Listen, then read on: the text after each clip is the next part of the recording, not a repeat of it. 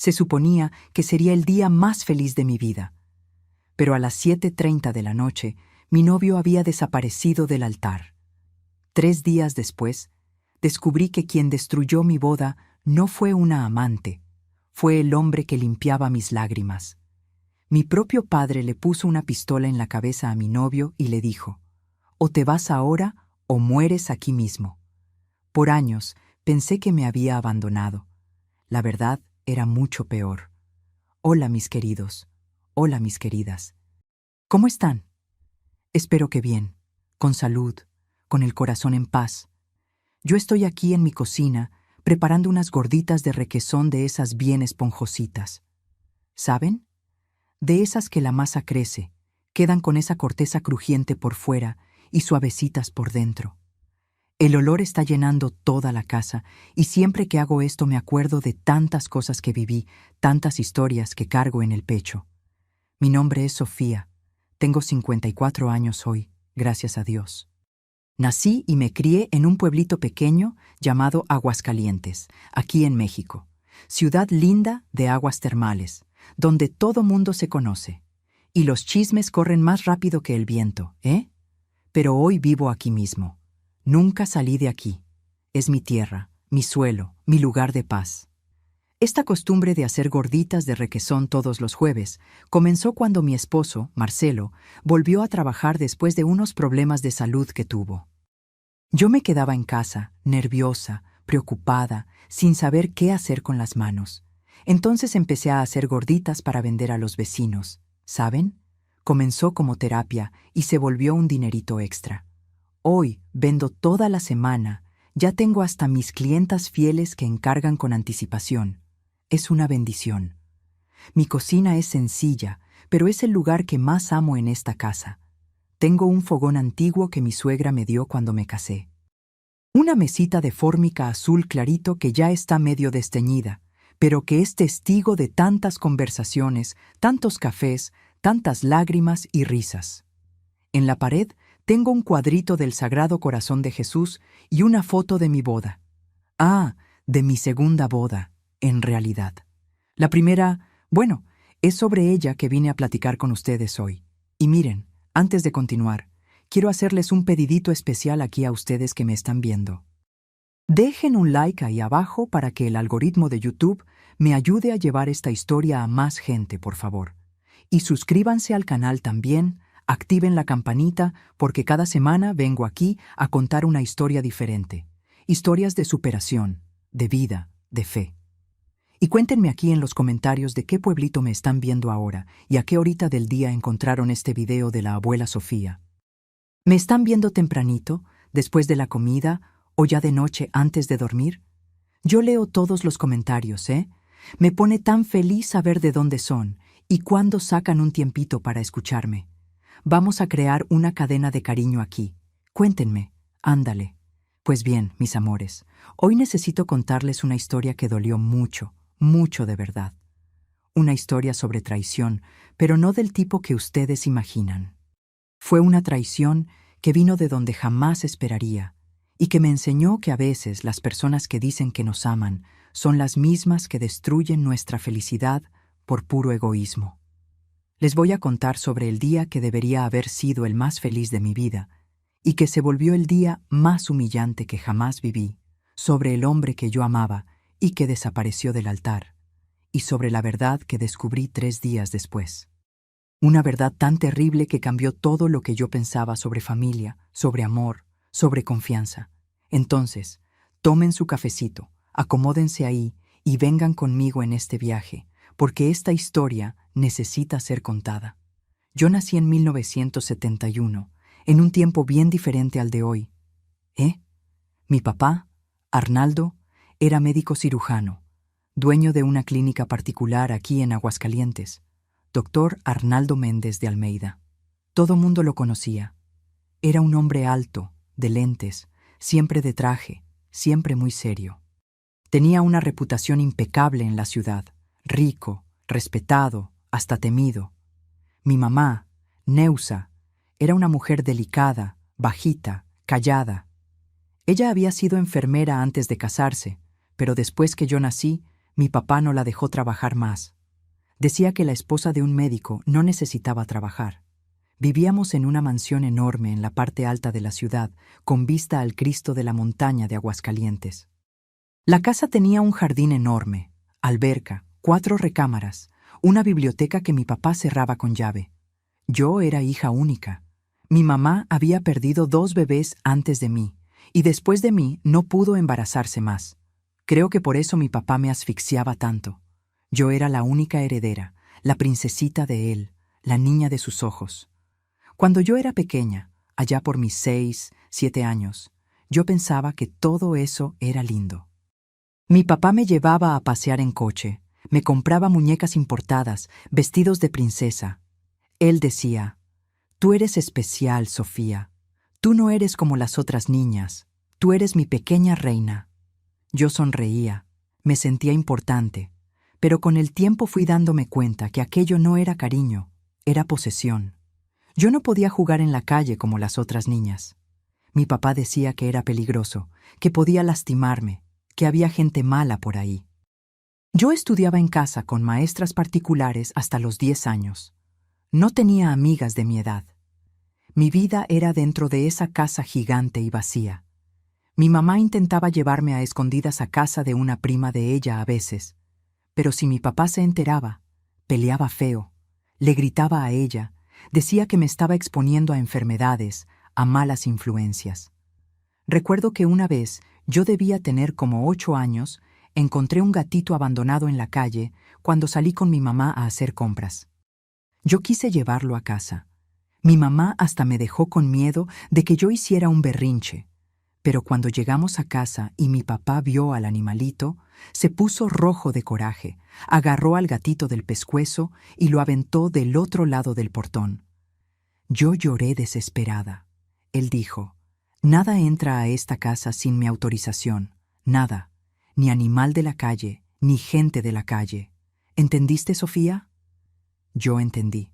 Entendí que mi papá decidía todo, lo que yo comía, lo que vestía, a dónde iba, con quién hablaba. Cuando cumplí 10 años, él finalmente me inscribió en un colegio particular, pero solo porque era un colegio solo de niñas, dirigido por monjas. Y aún así, todos los días un chofer me recogía y me llevaba. Yo no podía ir a las fiestecitas de cumpleaños de las compañeras, no podía hacer natación o ballet, porque, según mi papá, quedaba muy expuesta. Mi mamá no decía nada. Ella era callada, obediente, apagada. Hoy entiendo que ella también era prisionera. Ella me miraba con una tristeza profunda a veces, como si quisiera pedirme perdón por no poder protegerme de él, pero no podía. Mi papá controlaba hasta el dinero de ella. Ella no tenía cuenta en el banco, dependía de él para todo. Yo crecí pensando que aquello era normal, pensando que todo papá era así, protector, cuidadoso, riguroso. Yo no entendía que aquello era prisión, que mi papá no me amaba. Él me posesionaba.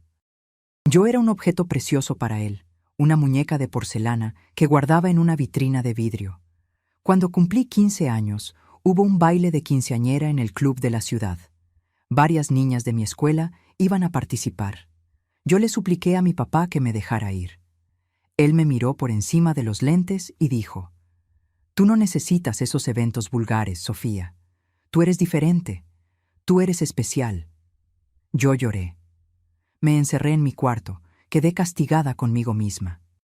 Mi mamá vino de noche, se sentó en mi cama, acarició mi cabello y susurró: «Un día vas a entender que tu papá solo quiere tu bien».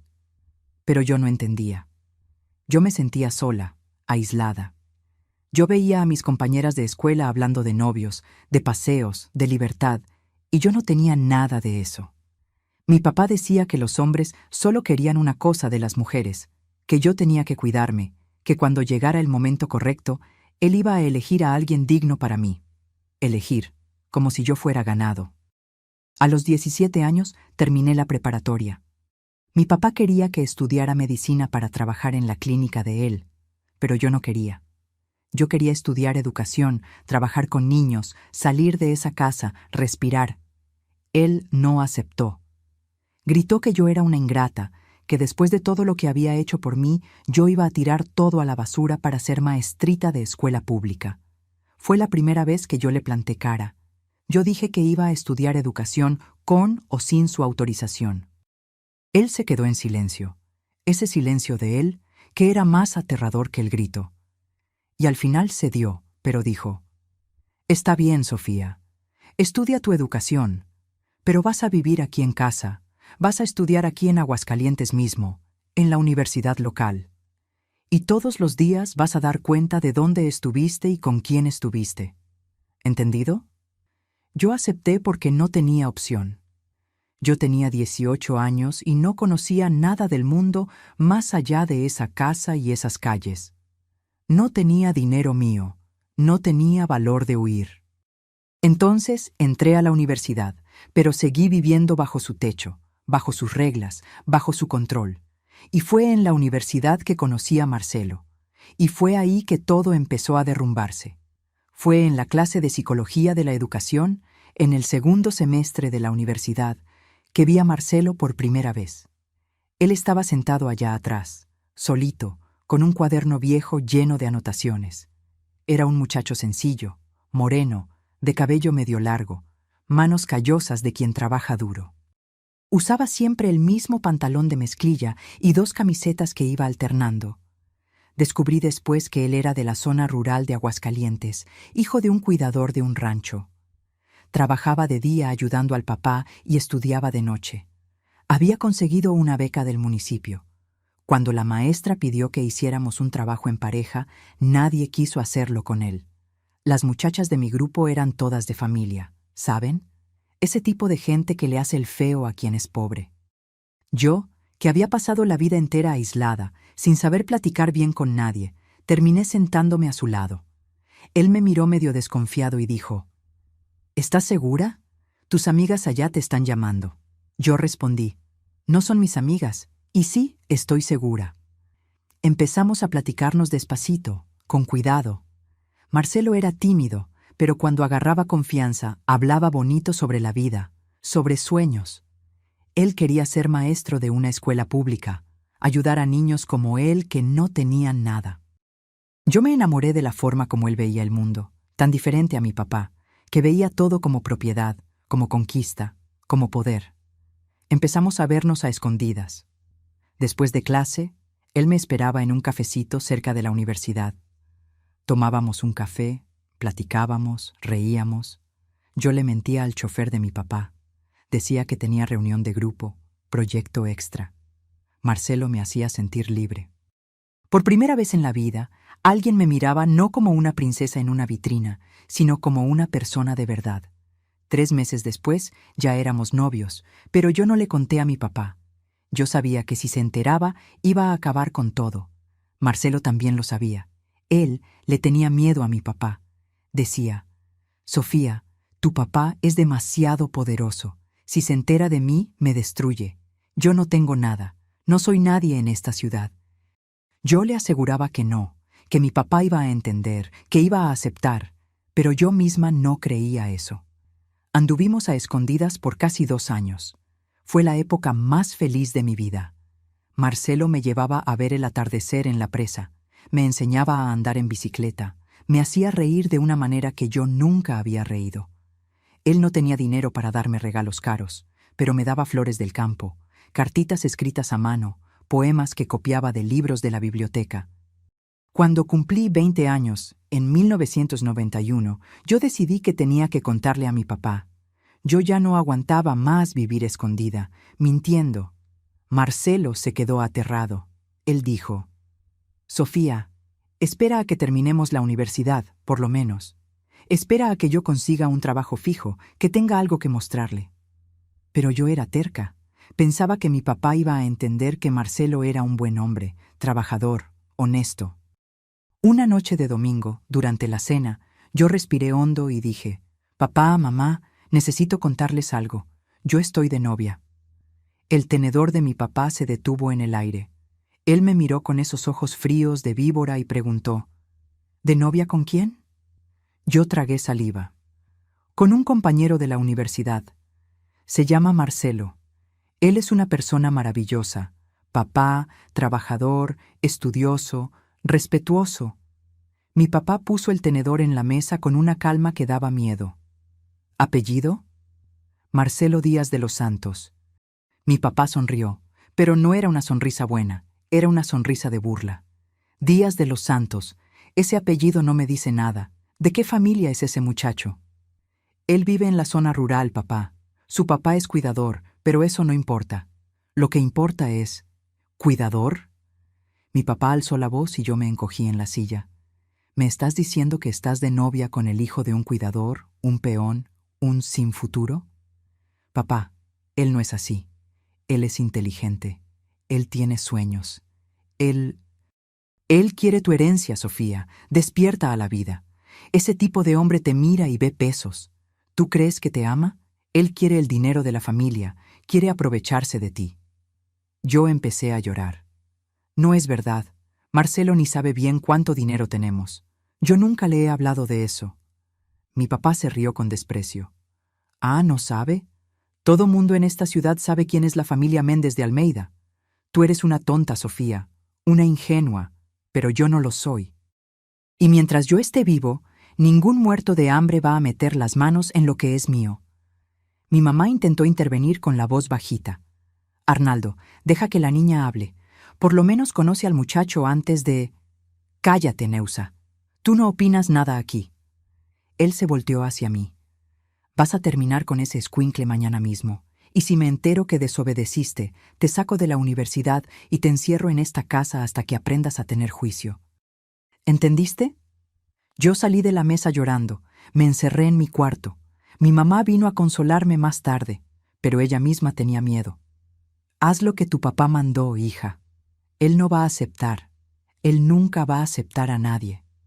Pero yo no obedecí. Seguí viendo a Marcelo a escondidas, con más cuidado todavía. Nos veíamos en lugares alejados, lejos del centro, pero mi papá puso gente a seguirme. Un día, 3 meses después, él me llamó a su despacho y aventó unas fotos frente a mí.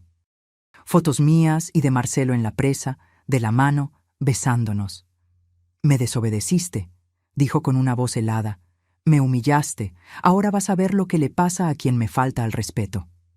Al día siguiente, el papá de Marcelo fue despedido del rancho donde trabajaba. El dueño del rancho era amigo de mi papá.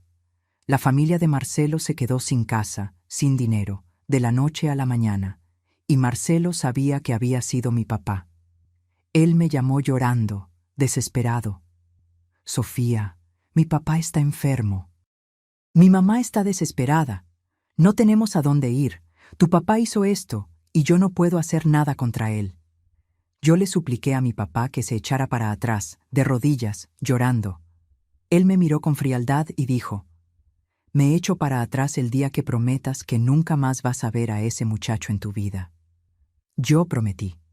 Tuve que prometer. No iba a dejar a la familia de Marcelo en la calle por mi culpa.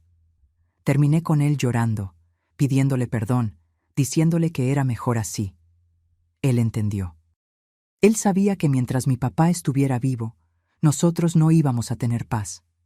Pasé los siguientes años enfocada en terminar la universidad, recibirme, trabajar. Pero mi corazón se había quedado con Marcelo y el de él conmigo. Nos veíamos de lejos, a veces en la calle, en el mercado. Él había conseguido un trabajo en una escuela municipal. Yo daba clases en una escuelita particular. No nos hablábamos, pero las miradas lo decían todo.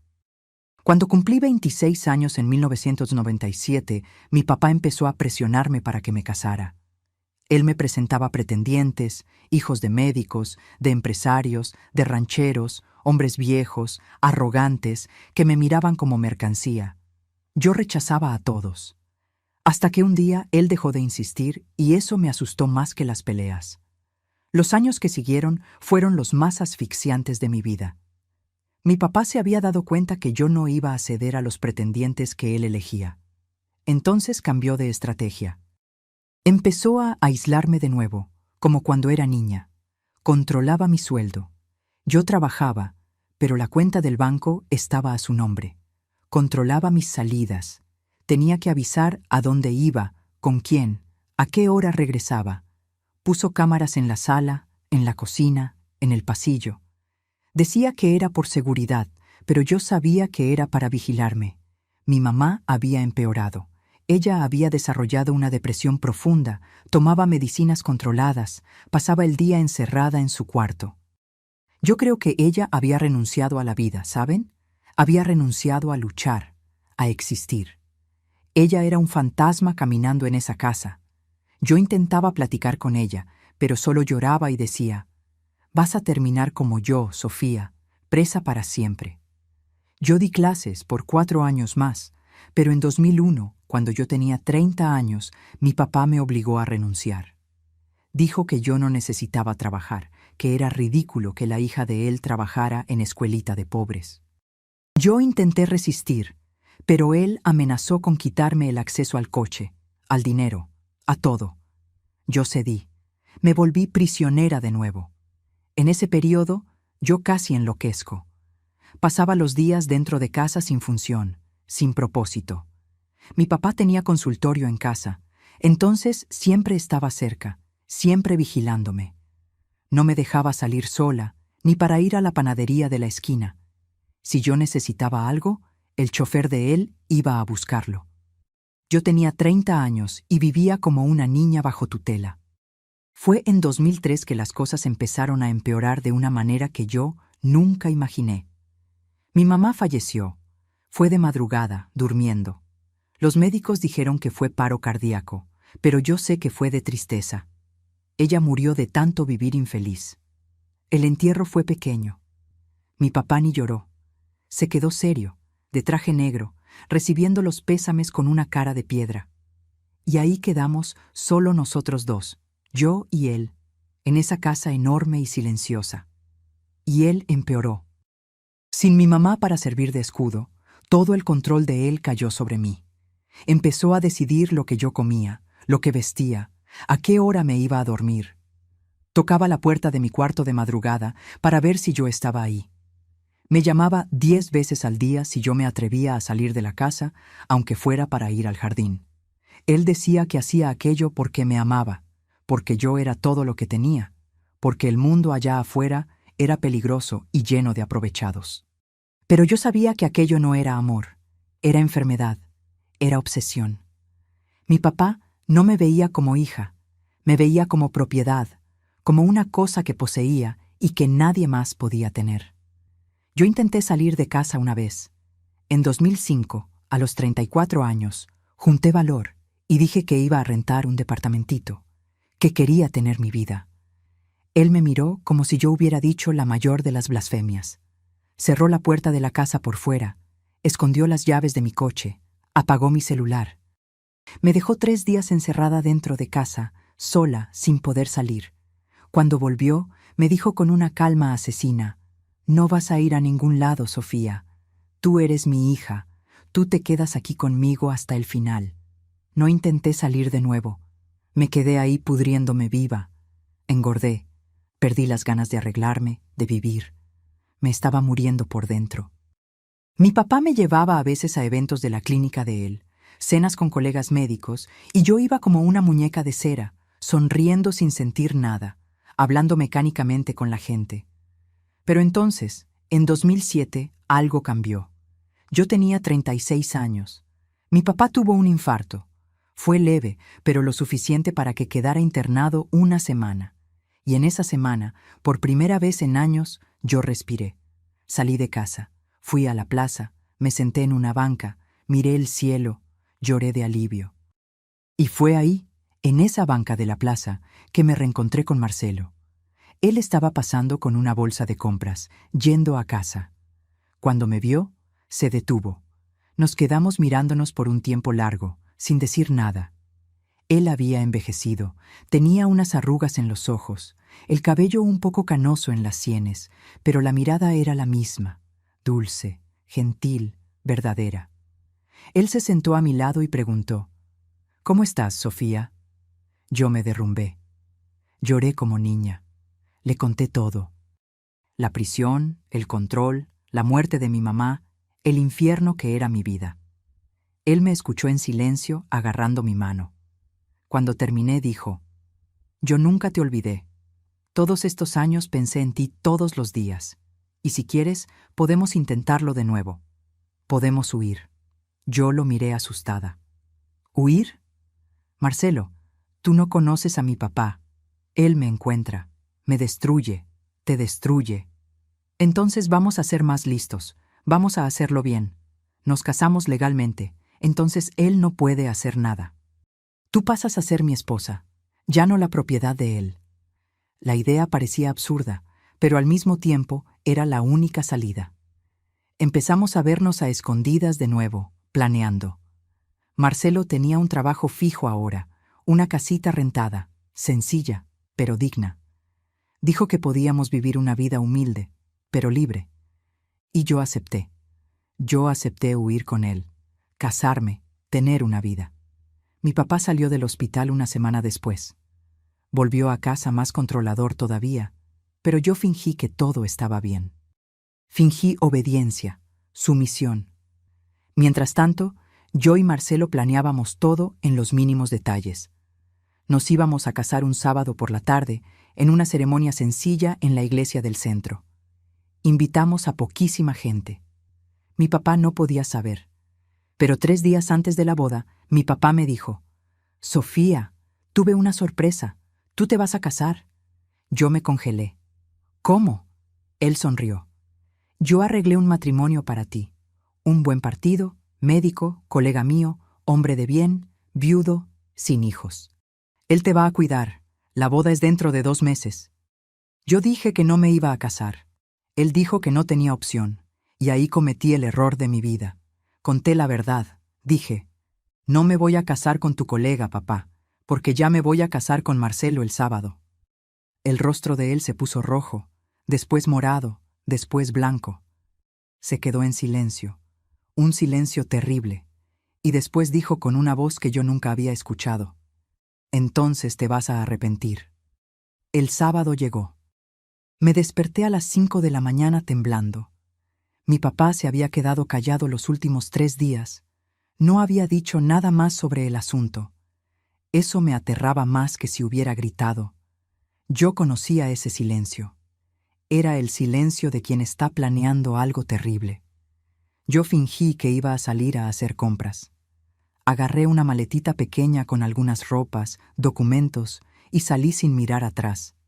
El corazón me latía tan fuerte que pensé que iba a tener un infarto igual que mi papá. Tomé un taxi hasta la iglesia.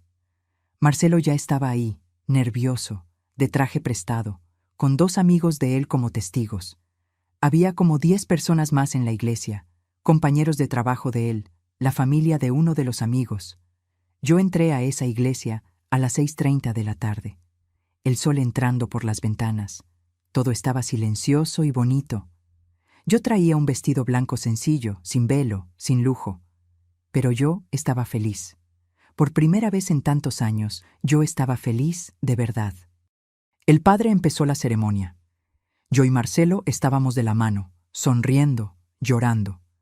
Cuando el padre preguntó: «Marcelo Díaz de los Santos, ¿acepta a Sofía Méndez de Almeida como su legítima esposa?». Marcelo dijo: «Acepto», con la voz firme y emocionada. Y entonces el padre se volteó hacia mí. «Sofía Méndez de Almeida, ¿acepta?». La puerta de la iglesia reventó. Mi papá entró como un huracán de traje negro, acompañado de 2 guardaespaldas enormes. Él no estaba solo. Detrás de él entró un delegado que era amigo de él, de uniforme, con la mano en la funda de la pistola. «¡Paren esta farsa ahora!». Mi papá gritó y la voz resonó en toda la iglesia. Todo mundo se congeló. El padre se quedó sin reacción. Marcelo me jaló detrás de él, protegiéndome. Mi papá avanzó por el pasillo, los guardaespaldas detrás de él y el delegado también. «Sofía, vas a volver a casa ahora», mi papá ordenó. Yo dije con la voz temblando: «No voy, papá, ya tengo 36 años. Tengo derecho de casarme con quien yo quiera. Tú no tienes ningún derecho mientras vivas bajo mi techo y comas de mi dinero», señaló a Marcelo. «Y tú, gusano, te advertí que te alejaras de mi hija. Ahora vas a ver lo que pasa cuando alguien me desobedece». El delegado se acercó y dijo: «El doctor Arnaldo recibió una denuncia anónima de que esta boda está sucediendo bajo coacción.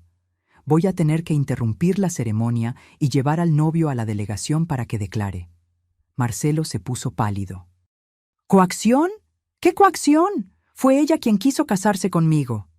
«No es lo que dice la denuncia», dijo el delegado, y me di cuenta que todo estaba armado. Mi papá había sobornado al delegado, había inventado una denuncia falsa. Yo grité: «¡Eso es mentira! ¡Es todo mentira! Él no me obligó. Yo me quiero casar con él». Mi papá me agarró del brazo con fuerza y empezó a arrastrarme. «Tú no sabes lo que quieres, Sofía. Tú eres una niña. Siempre lo fuiste, y vas a seguir siendo hasta que yo me muera». Marcelo intentó soltarme, pero los guardaespaldas lo agarraron.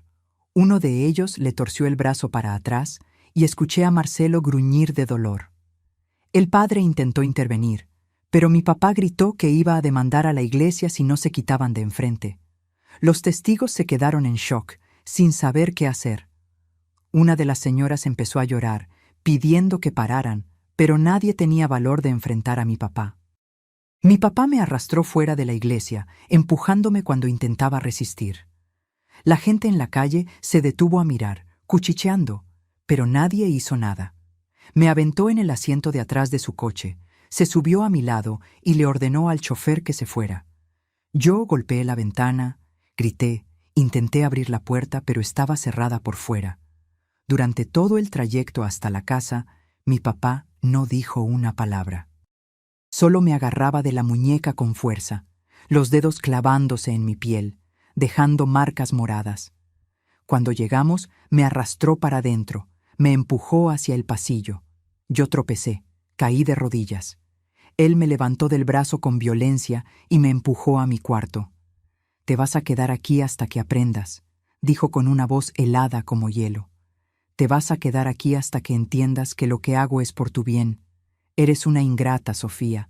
Yo te di todo, todo. Y tú quieres tirar todo a la basura por un peón de rancho que no vale nada». Salió y azotó la puerta. Escuché la llave girando en la cerradura. Escuché sus pasos alejándose por el pasillo. Yo me quedé ahí en el piso, llorando, adolorida, con dolor en el brazo, con dolor en el alma. Pasé 3 días encerrada en ese cuarto, 3 días sin comer bien, sin poder tragar nada más que agua de la llave del baño. La empleada tocaba la puerta de vez en cuando, dejaba una charola de comida en el piso del pasillo, pero yo no podía comer. Mi estómago estaba revuelto, mi cabeza dolía, todo mi cuerpo dolía. Pensé en matarme. Miré la ventana del segundo piso y pensé en abrirla y aventarme. Sería rápido, sería el fin de todo. Nadie iba a extrañarme. Mi papá iba a inventar alguna excusa, decir que fue accidente y continuaría su vida como si nada hubiera pasado. Pero no tuve valor, o tal vez tenía esperanza todavía. Algo pequeño, minúsculo, me decía que todavía había una salida, que todavía había esperanza. Al tercer día de madrugada, yo estaba acostada en la cama mirando al techo cuando escuché un ruido en el balcón. Pensé que era un gato, un pajarito, el viento golpeando algo, pero el ruido continuó. Era alguien intentando llamar mi atención. Me levanté despacio, el cuerpo todo adolorido, y fui hasta la puerta del balcón. No había nadie ahí, pero en el piso, cerca de la reja, había un sobre manila. Mi corazón se disparó. Agarré el sobre con las manos temblando. Dentro había una nota escrita con la letra de Marcelo, pero la letra estaba temblorosa, apresurada, como si él hubiera escrito corriendo con miedo de que lo atraparan. «Sofía, te amo más que a mi vida. Yo no huí de ti, huí para vivir. Tu papá me buscó al día siguiente de la boda. Me llevó a un lugar aislado, me apuntó con una pistola en la cabeza y dijo que si no desaparecía de la ciudad, me iba a matar y decir que fue asalto. Yo intenté resistir, Sofía, te juro que intenté, pero él es demasiado poderoso. Tiene a la policía, tiene dinero, tiene todo. Yo no tengo nada, nada. Si hubiera muerto, no iba a servir de nada. Tú ibas a seguir presa». Entonces huí. Salí de Aguascalientes. Estoy escondido en una ciudad vecina, pero conseguí una prueba. Hay una memoria USB en este sobre. Ve a la iglesia y pídele al Padre que libere las grabaciones de las cámaras de seguridad de la sacristía del día de nuestra boda, de las 6:50 p.m. Mira la memoria USB solo después de eso. Tiene copias de las grabaciones. Esta es nuestra única oportunidad, Sofía. Esta es nuestra única prueba. Te amo. Perdóname por no haber sido lo suficientemente fuerte para protegerte de él. Marcelo.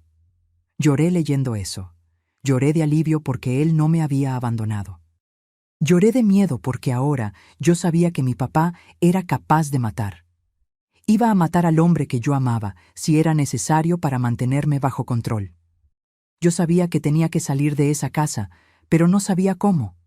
Mi papá me vigilaba todo el tiempo. No tenía celular, no tenía coche, no tenía dinero. Yo era prisionera de verdad. Pero entonces me acordé de algo. Mi mamá había escondido una llave de repuesto del coche en una lata de galletas vieja en el armario de la cocina. Ella me había contado eso años atrás, en un momento de lucidez, en un día que tuvo valor de decirme: si un día necesitas huir, Sofía, hay una llave escondida, úsala. En ese momento no entendí, pero ahora entendía. Mi mamá sabía. Ella siempre supo que un día yo iba a necesitar huir. Esperé hasta el lunes por la mañana. Mi papá me había destrancado el cuarto el domingo por la noche, pero no me hablaba. Actuaba como si yo no existiera, como si yo fuera un mueble de la casa. El lunes por la mañana lo escuché saliendo al consultorio. Esperé 15 minutos para estar segura que se había ido. Bajé las escaleras corriendo, el corazón latiendo tan fuerte que pensé que iba a explotar. Fui directo a la cocina. La empleada había ido a hacer compras. La casa estaba vacía. Abrí el armario, busqué la lata de galletas vieja que mi mamá había guardado allá al fondo detrás de las ollas. La encontré, la abrí temblando y ahí estaba la llave del coche. Agarré la llave, agarré mi bolsa y salí corriendo. Me subí al coche, lo encendí y salí a toda velocidad antes que alguien pudiera verme. Fui directo a la iglesia. El padre estaba ahí organizando unos papeles en el altar. Cuando me vio, se asustó. Yo debía tener una cara terrible, ojos hinchados de tanto llorar, ropa arrugada, cabello despeinado. «Hija, ¿qué pasó?», preguntó preocupado. Le conté todo. Le mostré la nota de Marcelo. Le pedí que me mostrara las cámaras de seguridad del día de la boda. Él dudó. «Sofía, esto puede ser peligroso. Tu papá es un hombre poderoso». «Lo sé», dije con la voz firme. «Pero él casi mató al hombre que amo. Y necesito esa prueba, por favor». El padre me miró a los ojos por un tiempo largo y entonces asintió. «Ven conmigo». Me llevó hasta la sala de seguridad de la iglesia. Era una salita con una computadora vieja y un monitor. Movió el sistema, regresó la grabación al día de la boda, a la hora que Marcelo había indicado, 6:50 p.m. Y fue ahí que vi la sacristía de la iglesia. Marcelo estaba ahí solo, arreglando la corbata frente a un espejito pequeño. Estaba nervioso, pero sonriendo. Ensayaba lo que iba a decir, se arreglaba el cabello, se acomodaba el traje, y entonces la puerta se abrió. Mi papá entró y no estaba solo. 2 hombres entraron con él. Reconocí a los 2. Eran los guardaespaldas del rancho del amigo de él, los mismos que habían agarrado a Marcelo en la iglesia. Mi papá cerró la puerta detrás de sí. Marcelo se volteó asustado. Debe haber pensado que era algún invitado, alguien de mi familia. Y entonces mi papá sacó algo de dentro del saco. Una pistola con silenciador. Mi corazón se detuvo cuando vi eso. El padre, a mi lado, soltó un suspiro bajo de shock. En la pantalla, mi papá apuntó el arma directamente a la cabeza de Marcelo. Marcelo levantó las manos aterrado. Leí en los labios de mi papá: «O te sales por atrás ahora y desapareces del estado, o mueres aquí mismo y yo digo que fue asalto. Nunca vas a tocar la herencia de mi hija. Nunca me la vas a quitar». Marcelo intentó hablar, intentó argumentar. Yo veía su boca moviéndose, sus manos temblando, pero mi papá no bajó el arma.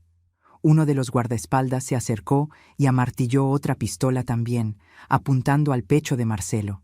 Y entonces Marcelo se derrumbó. Lloró. Suplicó. Pidió por lo menos despedirse de mí, explicar, pero mi papá negó con la cabeza y dijo algo que pude leer en los labios. «Tienes 1 minuto para salir o disparo ahora». Marcelo miró la puerta trasera de la sacristía, miró el arma y entonces corrió. Corrió desesperado por la puerta trasera, huyendo para salvar su propia vida. Mi papá guardó el arma de regreso en el saco, se arregló la corbata y salió por la puerta del frente como si nada hubiera pasado. Los guardaespaldas lo acompañaron. 15 minutos después, yo entré a esa misma sacristía para arreglarme antes de la ceremonia, y no sabía nada. La grabación terminó. Yo y el padre nos quedamos en silencio. Yo estaba temblando de rabia, de miedo, de shock. Iba a matar a Marcelo, susurré. Mi propio papá iba a matar al hombre que amo el día de mi boda, dentro de una iglesia. El padre puso la mano en mi hombro. Sofía, necesitas denunciar esto. Esto es gravísimo. Es amenaza de muerte. Es portación ilegal de arma. Es... Lo sé, dije, la voz saliendo más firme ahora. Lo sé y lo voy a hacer ahora. Agarré la memoria USB que Marcelo me había dado. El padre copió la grabación de la iglesia a otra memoria USB también. Llévate las dos, dijo. Guarda una en lugar seguro. Esta es tu prueba, tu única prueba. Agradecí, abracé al padre y salí de ahí. Pero no volví a casa. Fui directo a otro lugar, un lugar donde mi papá no tenía influencia, un lugar donde finalmente iba a ser escuchada. Salí de esa iglesia con 2 memorias USB en la mano y el corazón latiendo tan fuerte que pensé que iba a explotar. Sabía exactamente a dónde tenía que ir. No podía ser la delegación del centro donde el amigo de mi papá trabajaba. Tenía que ser otro lugar, un lugar donde él no tuviera control. Manejé hasta el otro lado de la ciudad, hasta la agencia especializada en delitos contra la mujer. Yo ni sabía bien si aquello era el tipo de caso que atendían, pero era el único lugar del que tenía certeza que no era controlado por los amigos de mi papá. Estacioné el coche con las manos temblando tanto que casi no podía sacar la llave del encendido. Entré a esa agencia sudando frío, temblando, pero decidida. La recepcionista me miró. Yo debía tener una cara terrible, y me preguntó qué había pasado. Dije que necesitaba hacer una denuncia urgente. Me llevó hasta una sala donde estaba la agente de guardia. La agente era una mujer alta, de unos 40 y tantos años, de lentes, cabello recogido en un chongo bien hecho. Usaba un blazer azul marino y tenía una postura firme, seria, pero sus ojos eran gentiles. Me ofreció una silla y un vaso de agua. «Cuéntame qué pasó», dijo con una voz calmada pero profesional. Y conté. Conté todo, desde la infancia, el control, la prisión psicológica, el aislamiento. Conté de Marcelo, del primer noviazgo destruido, del despido del papá de él, de los años de prisión dentro de mi propia casa. Conté de la muerte de mi mamá, del control que empeoró después de eso. Conté del reencuentro con Marcelo, de la boda planeada en secreto. Y entonces conté del día de la boda, de la invasión en la iglesia, del papá arrastrándome de regreso a casa, de los 3 días encerrada en el cuarto. Y finalmente mostré las memorias USB. «Hay una grabación aquí», dije con las lágrimas rodando por el rostro. «Una grabación de mi papá amenazando con matar a Marcelo con un arma en la sacristía de la iglesia. Le dio 1 minuto a Marcelo para huir o morir». La agente agarró las memorias USB, puso una de ellas en su computadora. Vio en silencio, el rostro poniéndose cada vez más serio, cada vez más tenso. Cuando la grabación terminó, se quitó los lentes, se frotó la cara con las manos y me miró. «Sofía, lo que está en este video es gravísimo», dijo. «Esto es amenaza de muerte, portación ilegal de arma de fuego con silenciador que está prohibido para civiles, privación ilegal de la libertad cuando te encerró en el cuarto, coacción. Tu papá va a responder por todo esto criminalmente». Empecé a llorar de alivio. Por primera vez en mi vida, alguien me estaba tomando en serio. Alguien me estaba escuchando de verdad. Me estaba viendo como víctima y no como hija ingrata. La agente agarró papel y pluma y empezó a hacer el reporte de denuncia. Hizo preguntas detalladas, anotó todo, pidió mis documentos, la dirección completa de la casa de mi papá, el nombre completo de él, la profesión. Hizo copias de las memorias USB, guardó una como evidencia, me devolvió la otra. Voy a pedir una orden de protección de emergencia para ti, explicó. Tu papá no va a poder acercarse a ti, llamarte, buscarte. Si viola esta orden, va a ser arrestado inmediatamente. Y voy a pedir una orden de aprehensión preventiva basada en este video. Con esta prueba, el juez va a aprobar con seguridad. Agarró el teléfono, hizo algunas llamadas, habló con el juez de guardia, explicó la situación, dijo que era urgente. En menos de 2 horas, todo estaba listo. La orden de protección fue aprobada. La orden de aprehensión fue emitida. La agente reunió un equipo, 4 policías, 2 hombres y 2 mujeres, y me preguntó, ¿quieres ir cuando vayamos a arrestarlo? Yo quise. Necesitaba ver eso. Necesitaba ver a mi papá siendo responsabilizado por lo que hizo. Necesitaba ver que él no era todopoderoso, que no estaba por encima de la ley. Volvimos a mi casa, o mejor dicho, a la casa de él en 2 patrullas. Eran casi las 12 del día. Mi papá debía estar regresando de la clínica para la comida, como hacía todos los días. Las patrullas se detuvieron frente al portón. Yo estaba en la segunda patrulla, en el asiento de atrás, con el corazón disparado. La agente bajó, caminó hasta el interfón, tocó el timbre. La empleada atendió, asustada cuando vio a la policía. La agente mostró la orden a través de la reja. Estamos aquí para arrestar al doctor Arnaldo Méndez de Almeida. Abra el portón, por favor. La empleada se puso blanca, pero obedeció. El portón se abrió despacio. La agente y los policías entraron. Yo bajé de la patrulla también, las piernas temblando, pero la cabeza en alto. Mi papá apareció en la puerta de la casa. Estaba de pantalón de vestir y camisa de vestir, sin corbata todavía, como si acabara de llegar. Debía estar preparándose para la comida. Cuando me vio ahí en medio de los policías, su rostro cambió. Se puso rojo, rojo de rabia. «¿Qué hiciste, Sofía?», gritó, la voz resonando por el jardín. Di un paso adelante. Todo mi cuerpo estaba temblando, pero no iba a dejar que me intimidara nunca más. Hice lo que nunca me dejaste hacer, papá. Elegí mi vida. La agente se acercó a él, profesional, firme. Doctor Arnaldo Méndez de Almeida, usted está arrestado preventivamente por amenaza de muerte, portación ilegal de arma de fuego, privación ilegal de la libertad y coacción. Usted tiene derecho a guardar silencio. Todo lo que diga podrá y será usado en su contra. Mi papá intentó argumentar. Usó ese tono de médico importante, de hombre respetado, de alguien que estaba por encima de aquello. Esto es un malentendido, un absurdo. Yo conozco al jefe de la policía, conozco al alcalde, conozco al juez. Voy a llamarlos ahora y... Usted puede llamar a quien quiera después de la delegación, cortó la agente seca. Ahora usted tiene que acompañarnos. Hizo una seña a los policías. Se acercaron. Mi papá retrocedió, la voz subiendo. No pueden arrestarme. Soy médico, tengo una clínica, tengo pacientes esperando. Usted está siendo arrestado por amenaza de muerte con arma de fuego, repitió la agente. Tenemos pruebas en video. Usted puede ir por las buenas o lo llevamos a la fuerza. Usted elige. Mi papá me miró y en esa mirada había odio. Odio puro, verdadero, profundo. Dijo escupiendo las palabras. Eres una traidora, Sofía. Te di todo, todo. Esta casa, esta vida, todo lo que tienes es por mí. Y tú me apuñalas por la espalda. Me denuncias como si fuera un criminal cualquiera. Di otro paso adelante y lo miré bien a los ojos. Usted no me dio vida, papá. Usted me quitó la vida.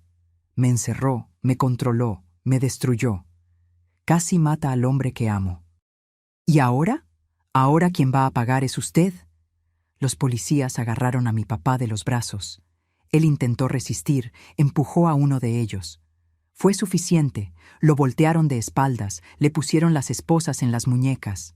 Mi papá gritó, pataleó, insultó, pero fue esposado. Fue esposado frente a su casa, frente a la empleada asustada, frente a los vecinos que empezaron a aparecer en las ventanas para ver qué estaba pasando. Cuando le pusieron las esposas, volteó la cabeza hacia mí y dijo con una voz ronca de odio: «Te vas a arrepentir de esto. Vas a vivir el resto de tu vida sola, en la miseria, sin nada, porque todo lo que tienes es mío y te voy a quitar todo». Lo miré y dije con una calma que no sabía que existía dentro de mí: «Yo no quiero nada suyo, papá. Solo quiero mi libertad y eso ya no me lo puede quitar». Pusieron a mi papá dentro de la patrulla. Fue llevado, gritando amenazas por la ventana, diciendo que iba a contratar al mejor abogado, que iba a demandar a todos, que esto no iba a quedar así. Vi la patrulla alejándose, desapareciendo por la calle. Y cuando desapareció de vista, mis piernas fallaron. Caí de rodillas ahí en el jardín y me derrumbé a llorar, pero no era llanto de tristeza, era llanto de alivio, de liberación. La agente se agachó a mi lado, puso la mano en mi hombro. «Fuiste muy valiente, Sofía, muy valiente. Ahora ven conmigo. Te vamos a llevar a un refugio temporal, donde puedes quedarte hasta que las cosas se arreglen. No puedes quedarte aquí en la casa de él». Asentí. Entré a la casa, a esa casa que había sido mi prisión por tanto tiempo, y agarré mis cosas. No muchas cosas. Ropa, documentos, algunas fotos de mi mamá. Dejé todo atrás, los muebles caros, las joyas, el dinero. No quería nada de aquello. Todo aquello tenía precio de sangre. La agente me llevó hasta un refugio público que acogía a mujeres en situación de violencia. Me quedé ahí 3 días. 3 días en paz. 3 días durmiendo sin miedo de despertar con mi papá, tocando la puerta, vigilando, controlando. En ese tiempo, el abogado de mi papá trabajó.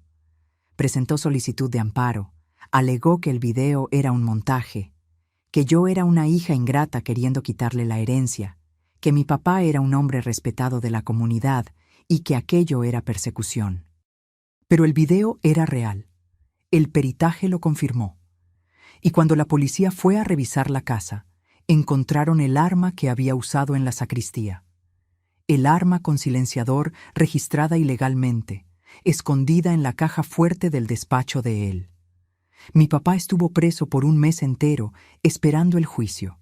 Después consiguió libertad provisional, pagando una fianza altísima, pero con la condición de no acercarse a mí y de usar brazalete electrónico. La orden de protección estaba vigente. Mientras tanto, busqué a Marcelo. Él me había dado un teléfono de emergencia en esa carta. Llamé de un teléfono público con las manos temblando. Él contestó al segundo timbrazo. «¿Bueno?» «Marcelo, soy yo, Sofía». Escuché un sollozo del otro lado de la línea. Lloró. Lloró como niño. Dijo: «¿Estás bien? ¿Lo lograste? Vi en el periódico que tu papá fue arrestado». «Estoy bien», dije llorando también. «Y sí, lo logré. Está preso. Ya no puede hacerme daño. Podemos estar juntos ahora, Marcelo». Él volvió a Aguascalientes una semana después. Nos encontramos en la misma plaza donde nos habíamos reencontrado meses antes. Era atardecer, el sol poniéndose, dejando el cielo todo naranja y rosa. Cuando lo vi venir por la banqueta, mi corazón se disparó. Corrí y me aventé a sus brazos. Nos abrazamos ahí en medio de la plaza, llorando, sin poder decir nada, solo sintiendo. Sintiendo que finalmente, después de 20 años, de tanto sufrimiento, de tanta lucha, podíamos estar juntos sin miedo. «Pensé que te había perdido para siempre», susurró en mi oído. «Nunca», dije. «Nunca me perdiste. Siempre fui tuya». 2 meses después, nos casamos de nuevo por lo civil, sin fiesta, sin lujo, sin nada. Fuimos al registro civil un jueves por la mañana. Solo nosotros 2, los 2 testigos que el registro proporcionó y el juez del registro civil. Yo usé un vestido sencillo, rosa clarito, que compré en una tiendita del centro. Marcelo usó el mismo traje prestado que había usado en el primer intento de boda. Cuando el juez dijo, «Los declaro marido y mujer», nos besamos y lloramos. Lloramos de felicidad, de alivio, de amor. Mi papá no fue invitado, obvio, pero yo hice cuestión de una cosa. Sacamos una foto después de la ceremonia ahí frente al registro civil. Una foto sencilla, nosotros dos besándonos, con las argollas en la mano, sonriendo. Mandé revelar esa foto. Agarré la foto lista, la volteé y escribí atrás con una pluma bien gruesa: «El amor venció a tu dinero. Sofía y Marcelo». Fui hasta el reclusorio, donde mi papá estaba temporalmente antes de la libertad provisional. Pedí entregar la foto para él. El guardia aceptó. Nunca supe si mi papá la recibió de verdad. Y sinceramente, no me importó. Aquello era más para mí que para él. Era para yo tener la certeza de que había cerrado ese ciclo. El proceso de él duró 2 años. 2 años de idas y venidas, de recursos, de intentos del abogado de él de descalificar las pruebas. Pero al final, en 2009, fue condenado. 4 años de prisión por amenaza de muerte y portación ilegal de arma de fuego. Los otros delitos fueron incorporados en la pena. Cumplió 2 años y medio en régimen semiabierto por buen comportamiento. Salió en 2010. Yo ya estaba viviendo con Marcelo en una casa rentada pequeña, trabajando de nuevo como maestra en una escuela municipal, viviendo mi vida feliz. Él intentó buscarme una vez. Fue pocos meses después de salir de la cárcel. Llamó de un teléfono público. Yo contesté sin saber quién era. Cuando escuché su voz del otro lado de la línea, todo mi cuerpo se congeló. Fue como si el tiempo hubiera regresado, como si yo tuviera de nuevo 36 años presa en esa casa sin salida.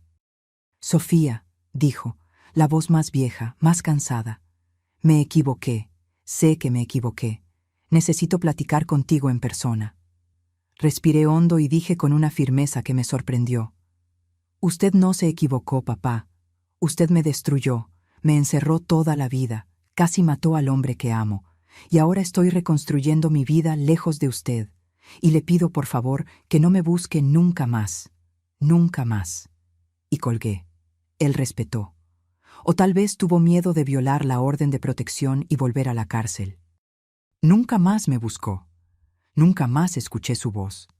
Hoy, 18 años después de todo esto, estoy aquí a los 54 años en mi cocina calentita, haciendo mis gorditas de requesón de todos los jueves, y puedo decir con el corazón lleno de gratitud: soy libre, soy feliz. Yo y Marcelo seguimos viviendo aquí en Aguascalientes. Nunca salimos de aquí. Esta ciudad es mi raíz. Es donde nací. Es donde sufrí. Pero también es donde renací. Hoy tenemos una casita propia, pequeña, sencilla, en un barrio tranquilo. Tiene 2 recámaras, una salita, esta cocina que amo y un patiecito en la parte de atrás donde yo siembro hierbas de olor y Marcelo cuida unas gallinas. Conseguimos comprar esta casa después de muchos años, juntando dinerito con mucho esfuerzo, pero es nuestra. Nadie nos puede sacar de aquí. Marcelo trabajó por muchos años como maestro de escuela municipal. Se jubiló el año pasado, pero sigue dando unas clasecitas particulares de regularización a los niños del barrio. Le encanta enseñar y los niños lo aman. Es cariñoso, paciente, dedicado. Todo lo que mi papá nunca fue. Yo también trabajé como maestra hasta los 50 años. Entonces mis rodillas empezaron a doler demasiado y decidí parar, pero no puedo quedarme sin hacer nada. Entonces empecé con este negocito de vender gorditas de requesón. Hago todos los jueves tempranito, como 10 kilos de masa. Las vecinas ya saben, encargan con anticipación, vendo todo hasta la tarde. El dinero no es mucho, pero ayuda con los gastos y me mantiene ocupada, ¿saben?